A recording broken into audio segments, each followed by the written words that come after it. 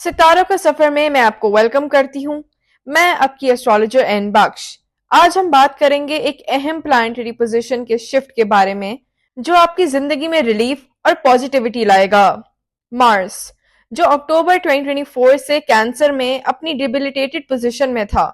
इस time period में बहुत लोगों के लिए चैलेंजेस आए होंगे, खासकर फाइनेंसेस, डिसीजन मेकिंग और इमोशनल स्टेबिलिटी के मामलात में।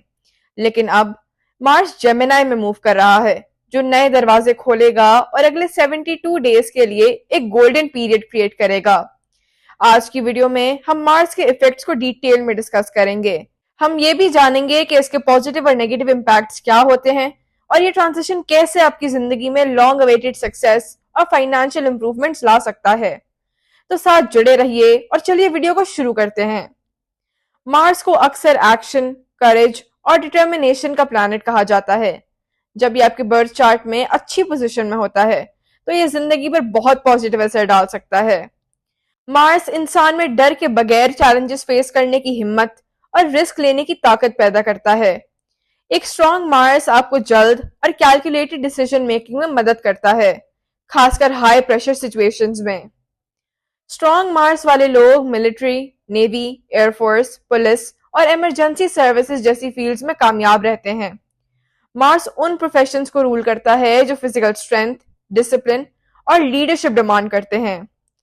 ये फिजिकल एक्टिविटी और कंपटीशन को गवर्न करता है, इसीलिए एथलीट्स, स्पोर्ट्स पर्संस और मार्शल आर्टिस्ट इसकी पॉजिटिव होने की वजह से कामयाब रहते हैं। जिनका मार्स अच्छा होता है वो डॉक्टर्स और अच्छे सर्जन भी बन सकते हैं। मार्स अनएक्सपेक्टेड वेल्थ प्रोवाइड कर सकता है, चाहे अबाव अजदाद से मिली दौलत हो, जमीन के काम से हो या सक्सेसफुल वेंचर्स। ये इंसान को एक एक्सप्लोरर नेचर का बनाता है जो ट्रैवल और नए एक्सपीरियंसेस एंजॉय करता है।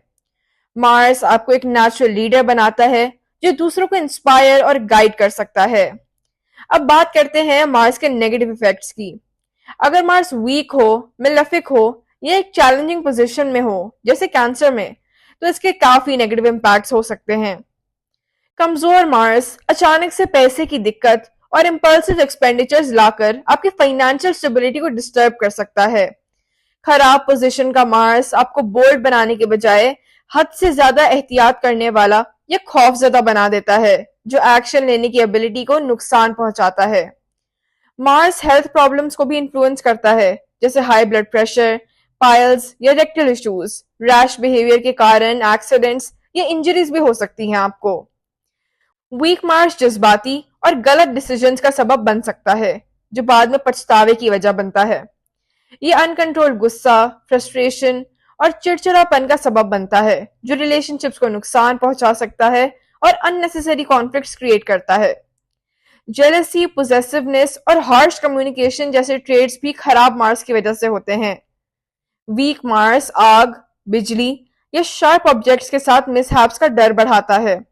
अगर मार्स सपोर्टिव ना हो तो लोगों के लिए लीडरशिप या डिमांडिंग प्रोफेशंस में एस्टैब्लिश होना चैलेंजिंग हो जाता है। अब देखते हैं कि मार्स का ट्रांजिट लिब्रा वालों के लिए कैसा रहेगा। जब मार्स आपके 10th हाउस में कैंसर में था तो फोकस आपके करियर और प्रोफेशनल लाइफ पर ज्यादा था। मार्स की ये एनर्जी आपके एम्बिशन को स्टर करती है, पब्लिक रिकॉग्निशन की डिजायर को जगाती है और करियर में आगे बढ़ने की जरूरत महसूस करवाती है। लेकिन रेट्रोग्रेड मोशन के साथ आपको प्रोग्रेस में डिलेज या वर्क रिलेटेड इश्यूज को दोबारा देखना पड़ा होगा जो आपने पहले एड्रेस नहीं किए थे।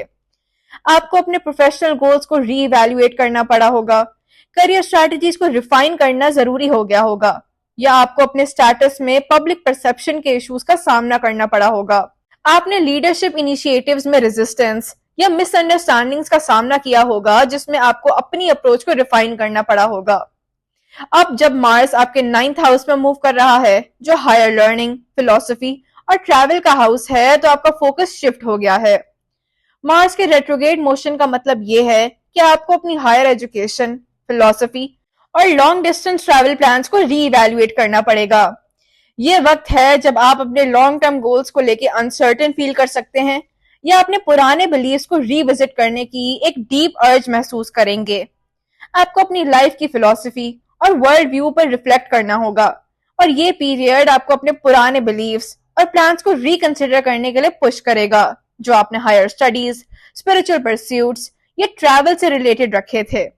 मार्स जब आपके 9th हाउस में रेट्रोगेट होता है तो ये आपको अपने इंटरेस्ट को डीपर लेवल पर एक्सप्लोर करने और अपनी फिलोसफिकल आउटलुक को एग्जामिन करने के लिए इंस्पायर करता है। ये वक्त है अपने स्पिरिचुअल प्रैक्टिसेस या स्टडीज को रिकंसिडर करने का।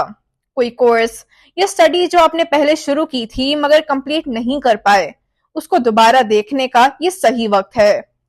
मार्स रेट्रोगेट के चलते आपको अपने ट्रैवल प्लान्स को रिकंसिडर करना चाहिए। आप अपने पुराने ट्रैवल ड्रीम्स के बारे में रीथिंक कर सकते हैं या कोई अनफिनिश्ड ट्रिप जो आपने पहले सोची थी उससे विजिट कर सकते हैं। ये वक्त है अपने ट्रैवल आइडियाज को रिफाइन करने का और समझने का कि आप किस रीजन के लिए ट्रैवल करना चाहते हैं। शायद तब आपका पर्पस ज्यादा रिफ्लेक्टिव और स्पिरिचुअल हो। स्पिरिचुअलिटी और फिलोसफिकल परस्यूट्स अब आपकी लाइफ में सेंटर स्टेज पर हैं। रेट्रोगेट एनर्जी आपको अपने पुराने बिलीव्स को स्टडी करने का मौका दे रही है।